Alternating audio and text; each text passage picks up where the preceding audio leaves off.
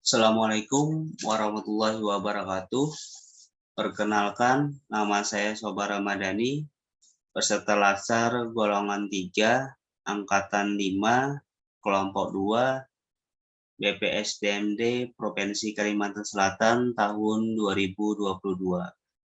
Pada kesempatan kali ini, saya akan membahas tentang analisis isu efektivitas kinerja individu berdasarkan topoksi guru. Pada presentasi kali ini, ada beberapa pembahasan yang akan saya bahas. Yang pertama adalah identifikasi isu, kemudian dilanjutkan dengan menentukan prioritas isu menggunakan metode OSG.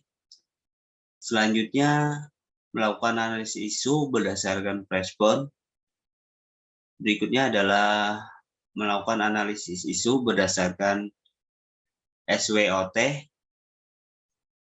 dan memberikan beberapa alternatif solusi di akhir pembahasan. Identifikasi isu. Isu-isu yang ada di tempat kerja saya di SMKN 2 Marabahan, diantaranya ada 4 isu yang didapat. Yang pertama adalah kurangnya kemampuan literasi peserta didik. Yang kedua, minimnya sikap sopan santun peserta didik. Yang ketiga, rendahnya minat belajar peserta didik. Yang keempat, rendahnya kesadaran menjaga kebersihan lingkungan sekolah.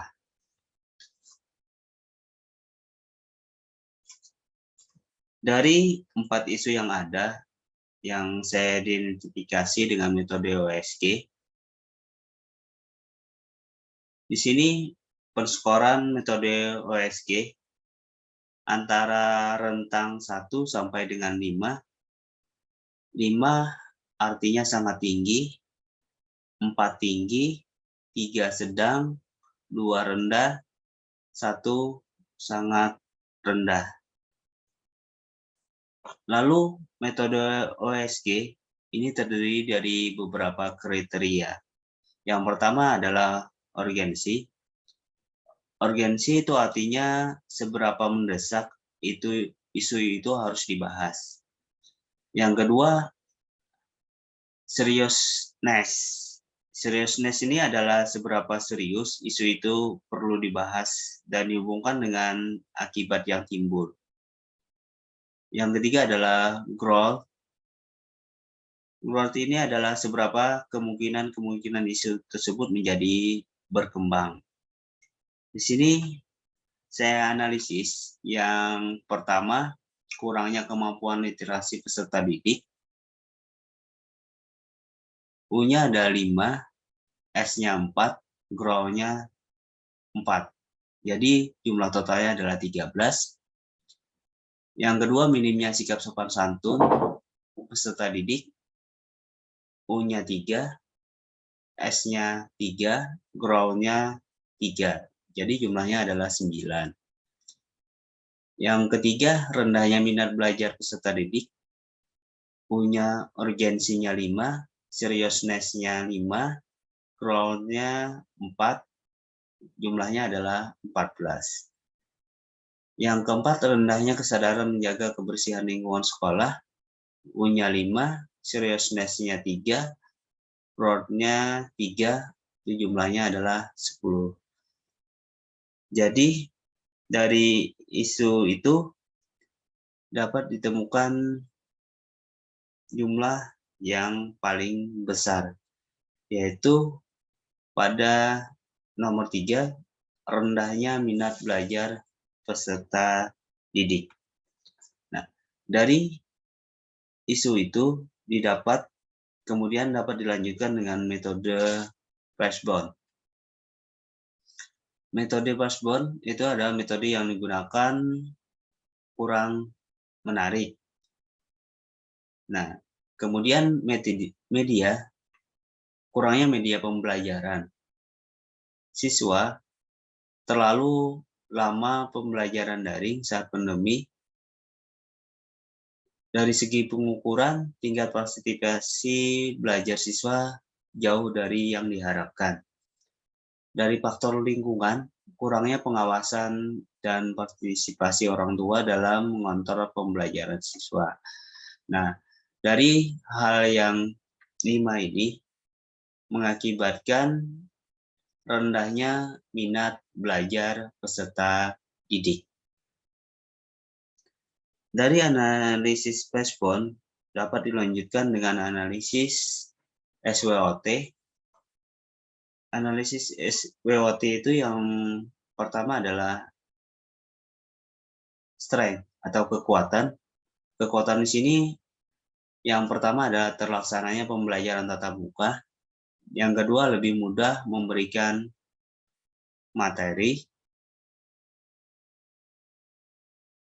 Selain itu ada juga kelemahan atau weakness.